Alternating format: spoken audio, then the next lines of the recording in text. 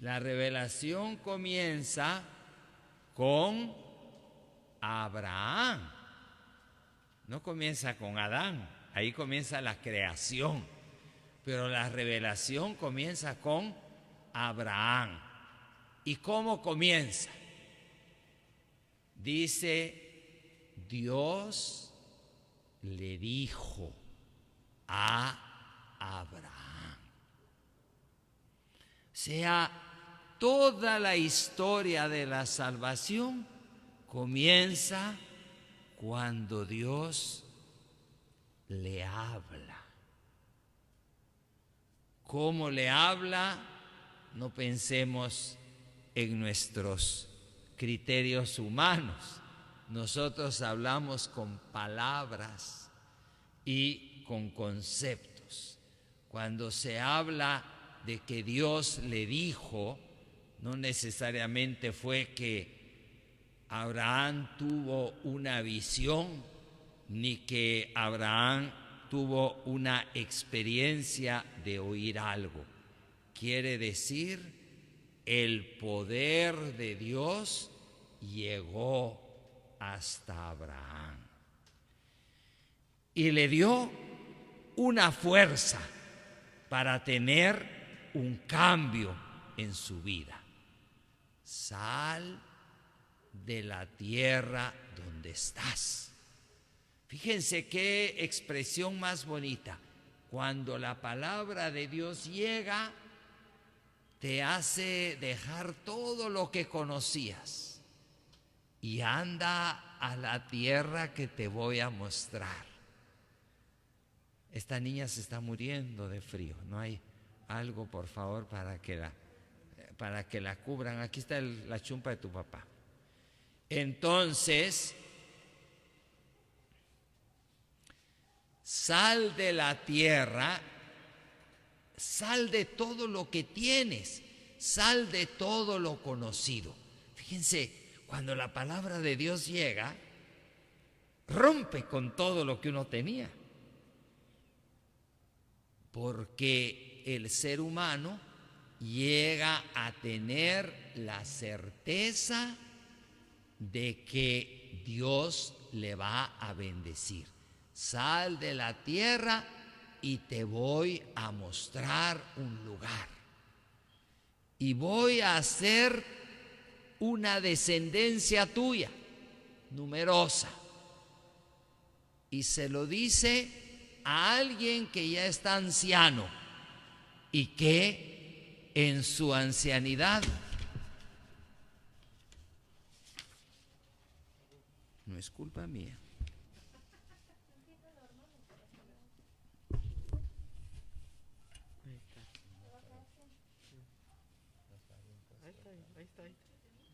Sí, pues eso fue lo que se sacó solito. Y en su ancianidad, normal que todavía tenía reflejos. Y en su ancianidad le promete algo que ya era imposible. Pero ¿dónde está el secreto de la palabra? No está en el contenido, sino está en que ante esa experiencia, ese Abraham que ya era anciano, toma dos decisiones. Y ahí es donde se conoce la presencia de la palabra, la de dejar todo lo que conocía e ir a lo desconocido, convencido de que Dios le ha hecho una promesa y que la va a cumplir. Y esa promesa, si se la hubiera hecho a Jacob, no hubiera sido raro. Jacob tenía 12 hijos, pero esa promesa se la hace a Abraham, que en su ancianidad, al igual que su esposa Sara, que era anciana, no tenía todavía familia. Aquí tenemos entonces dos características fundamentales de la palabra. Es una palabra que baja del cielo, que establece una relación con el ser humano y que le transforma tan profundamente que le hace dejar todo lo conocido para poner su confianza en lo que no conoce y que le da la certeza de que Dios va a trabajar en él, aun cuando él se da cuenta que aquello que espera es totalmente imposible de acuerdo a los criterios, a las posibilidades y a las capacidades del ser humano. Fíjense que en el Deuteronomio encontramos otra característica de la palabra de Dios.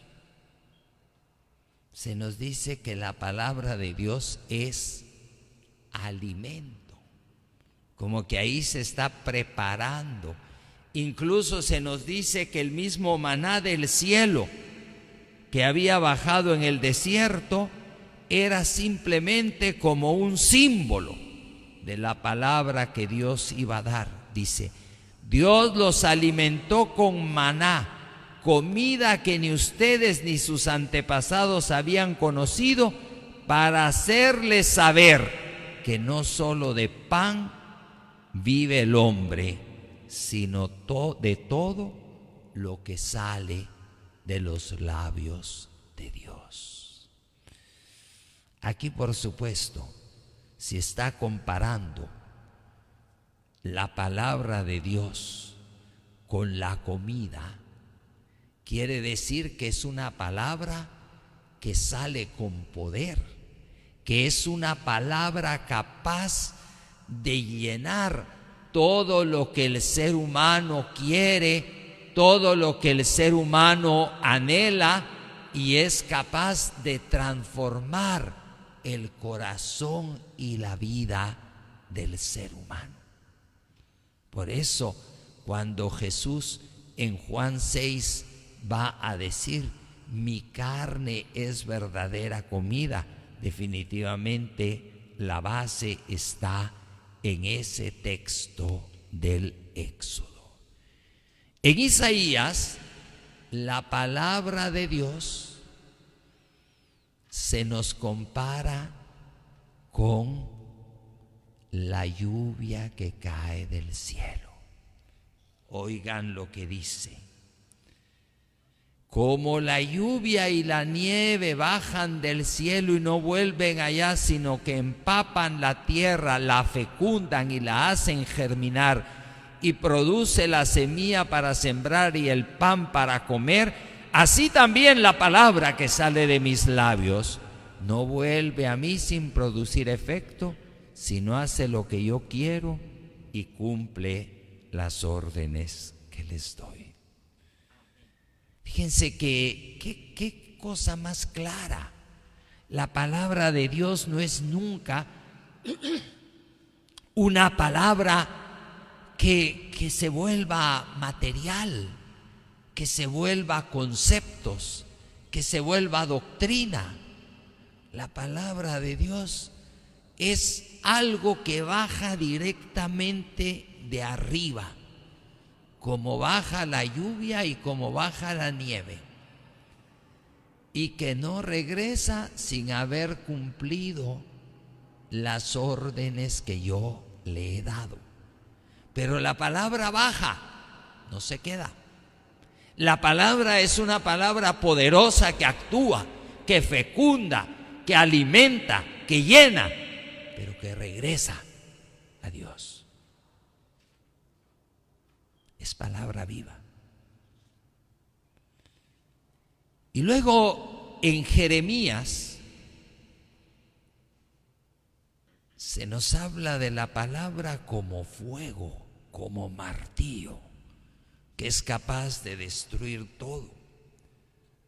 Se nos dice: mi palabra es como el fuego, como un martillo que hace pedazos la roca. Fíjense que al principio en el Génesis, que aunque yo dije que comienza con Abraham, porque las narraciones del Génesis, los primeros 11 capítulos, son una añadidura posterior, cuando Israel reflexiona sobre el origen del mundo y se da cuenta que ha sido creado por Dios. Entonces, en Génesis, en los primeros capítulos, se nos dice que la palabra es la que hace todo. Y Dios dijo, que decir Dios habló, hagamos. Y quedó hecho el cielo, la tierra, los animales, las plantas y finalmente el ser humano a su imagen y semejanza. Ahora en Jeremías se nos está hablando de una palabra que es capaz de transformar lo que ya está creado, de hacer nuevas todas las cosas. Y eso mismo es lo que Hebreos vuelve a insistir. La palabra de Dios tiene vida y poder. Es más cortante que cualquier espada de dos filos y penetra hasta lo más profundo del alma y hasta lo más íntimo de la persona y somete a juicio los pensamientos y todo lo que existe. Aquí nos damos cuenta entonces, hermanos,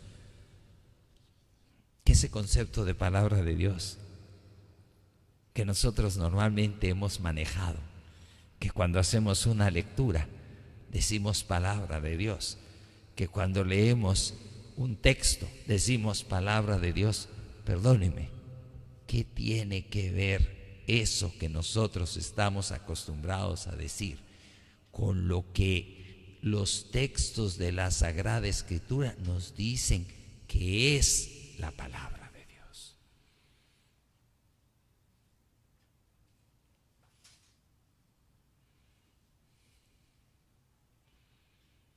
La palabra de Dios, y hoy están bien fundamentado esto para que ustedes lo estudien, para que ustedes lo profundicen y para que ustedes lo compartan. Porque no estoy dándoles ideas mías, estoy dándole dónde están los fundamentos claros. No son todos, son simplemente ciertos puntos esenciales donde se nos dice qué es la palabra de Dios en el Antiguo Testamento. Y es la presencia, el poder, la fuerza del Dios mismo. No son ideas, no son doctrinas, no son textos, no son predicaciones. Es Dios mismo. Y ahora vamos a ver dónde está la novedad del Nuevo Testamento. Esa palabra eterna, esa palabra creadora, se hace carne en el seno de la Virgen María. Juan en su prólogo nos lo dice claramente. Aquel que es la palabra se hizo hombre y vivió entre nosotros, y hemos visto su gloria, la gloria que recibió del Padre por ser su Hijo único, abundante en amor y en verdad. Pero también en Juan se nos dice cuál es el problema, el drama del mundo. En el principio ya existía la palabra, y aquel que es la palabra estaba con Dios y era Dios. En él estaba la vida, y la vida era la luz de la humanidad. Esta luz brilla en las tinieblas, y las tinieblas no han podido apagarla. La luz verdadera que alumbra a toda la humanidad venía a este mundo. ¿Qué quiere decir las tinieblas? Las tinieblas quiere decir el poder del mal. Las tinieblas era el sistema que se había desarrollado en el judaísmo del tiempo de Jesús y de los apóstoles, que habían reducido la palabra de Dios simplemente a preceptos y enseñanzas humanas, que habían manipulado la ley y los profetas o la Sagrada Escritura y la habían identificado como palabra de Dios cuando no era nada más que una representación, como un símbolo. Con otras palabras, habían convertido la Sagrada Escritura en un ídolo que identificaban como que si fuera Dios mismo, y un Dios que ellos podían manipular a su gusto, interpretar de acuerdo a sus intereses, enseñar para tener poder y oprimir a los demás en el nombre de un Dios que no era el Dios de la vida ni el Dios que da libertad, sino era un Dios simplemente creado a imagen y semejanza de ellos. Ahí estaba la verdadera falla, y ese era el verdadero principio de la idolatría que se había apoderado de todas las instituciones y las autoridades judías, hasta llegar al punto de que en el nombre de lo que ellos llamaban palabra de Dios, que era la Sagrada Escritura, interpretada de acuerdo a su gusto y a su modo, fue que condenaron a la palabra viva de Dios. Fue lo que le dijeron a Pilato: nosotros tenemos una ley. Esa ley no quiere decir nosotros tenemos un código. Nosotros tenemos una ley, quiere decir nosotros tenemos una alianza, nosotros tenemos un testimonio, nosotros tenemos la palabra de Dios escrita, y de acuerdo con esa ley tiene que morir. ¿Quién? La palabra viva de Dios que se había hecho carne.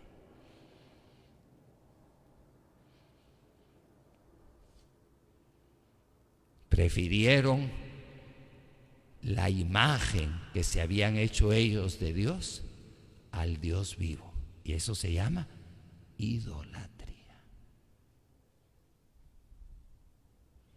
Y como ustedes se dan cuenta, esto no es una cosa del pasado. Esto sigue siendo la constante del pseudocristianismo, del falso cristianismo,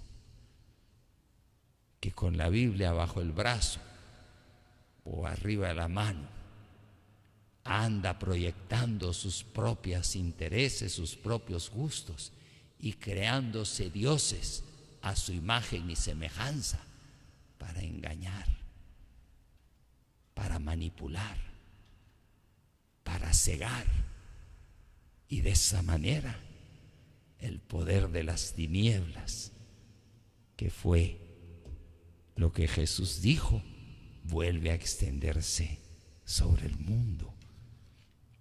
Por eso, amados hermanos, yo creo que es esencial realmente que nosotros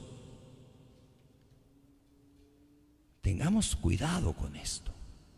Es lo que dice Juan 1:9: aquel que es la palabra estaba en el mundo, y aunque Dios hizo el mundo por medio de él, los que son del mundo no lo reconocieron, porque lo habían hecho ídolo, lo habían hecho Sagrada Escritura, lo habrían hecho ley, lo habían hecho texto. Por eso Jesús dice: yo no vine a suprimir, sino a darle su verdadero sentido. ¿Qué quiere decir con otras palabras? Yo no vine a suprimir la alianza, sino yo vine a darle su cumplimiento. ¿Qué quiere decir? Todo lo que Dios había prometido era la preparación para que ahora esa palabra, que era la palabra dicha por los profetas, se convirtiera en palabra hecha carne, y lo que era promesa se convirtiera en una presencia viva que transforma y que cambia a todo el mundo. Y esto, hermanos, es la realidad en la que nosotros vivimos. Fíjense que a nosotros se nos ha enseñado muy equivocadamente que después de este mundo viene la vida eterna. ¿Sí o no? Algunos dicen que los que han aceptado a Cristo como su Salvador en el momento del rapto van a ser raptados y llevados. ¿Sí o no? Hermanitos, los que entienden eso así no han entendido el sentido de la Escritura, ni el sentido eficaz de la palabra de Dios. No nos dice Juan claramente: el que cree ya pasó de la muerte a la vida. ¿Qué quiere decir con otras palabras? El que cree en esa palabra viva de Dios ya ha recibido el privilegio de ser hecho hijo de Dios, y no ha nacido ni de la carne ni de deseo humano, sino que Dios mismo lo ha engendrado. ¿Qué rapto estás esperando? Si Dios ya a los que creyeron y lo aceptaron a Él como palabra hecha carne, ya los raptó, y no para llevárselos a otra parte, sino para que ya no sean del mundo, aunque estemos en el mundo, porque ya somos criatura nueva. O como dice Pablo también, los que por el bautismo hemos sido crucificados y hemos muerto con Cristo y hemos sido sepultados, ya hemos resucitado con Él. Fíjense que a nuestros hermanos allá de las comunidades, yo les pongo un ejemplo muy sencillo para explicarles en qué consiste la fe apostólica. La vida eterna es como la cosecha, ¿sí o no? Pero yo les pongo este ejemplo. El maíz, ¿qué es lo que tú cosechas y te llevas a tu casa para hacer las tortillas? Lo que cosechas son las mazorcas. Y las mazorcas antes fueron elotes. Y esos elotes antes fueron milpa. Y esa milpa antes fue la semillita, el granito que se sembró. No te imagines tú que porque sembraste el grano vas a tener cosecha. No. La vida del cristiano consiste en dejar que el reino de Dios vaya creciendo en él. Como la semillita de mostaza se tiene que ir volviendo en algo grande. Allá nosotros la mostaza ni la conocemos, pero el maíz bien que lo conocemos. En el bautismo tú recibiste esa semillita del Espíritu a través de la comunión con el cuerpo y la sangre de Cristo. Esa presencia del reino va creciendo, va creciendo, va creciendo, va creciendo, y aunque estás en este mundo, ya lo que llevas dentro, esos elotes que están creciendo y esas mazorcas que están creciendo, son la vida eterna. Y cuando Dios quiera que salgamos de este mundo, la vida eterna que vamos a tener no es algo que vamos a recibir allá, sino son esas mazorcas de presencia de Dios, de vida en el Espíritu, que ya desde ahora están creciendo. Y este es el compromiso que nosotros tenemos ahora. No vivir de ilusiones, no vivir de doctrinas, no vivir de promesas. Cristo es un sí. Y el que cree en Cristo ya ha recibido la palabra. No digo que ha sido raptado, ha sido hecho criatura nueva. ha sido constituido en santuario vivo. Hermanos, la Jerusalén del cielo no está allá arriba.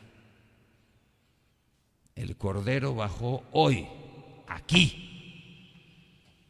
Y cuando cada uno de nosotros recibimos la comunión, la Jerusalén del cielo es cada uno de nosotros que nos hemos constituido en ese santuario vivo de Dios, donde Él es la luz, donde ya no hay oscuridad ni tiniebla, y donde nosotros estamos llamados, como dice el Evangelio, a resplandecer, a hacer resplandor de esa luz. Ustedes son la luz del mundo y la sal de la tierra. Ahora este es el trabajo que tenemos. Dejemos de estar creyendo en fantasías, en doctrinas, y tengamos esa fe viva en la palabra viva de Dios que está dentro de nosotros, que nos transforma, que nos cambia, que nos llena, que nos da esa fuerza y que nos da esa vida eterna ya presente dentro de nosotros. Y tratemos de que eso se muestre en nuestra vida y de que nosotros demos testimonio de esa palabra viva a los demás. Yo creo que ese es un pequeño resumen, pero sí quisiera invitarles a que esto lo conserven, lo estudien, lo lean. Está bien documentado, bien elaborado.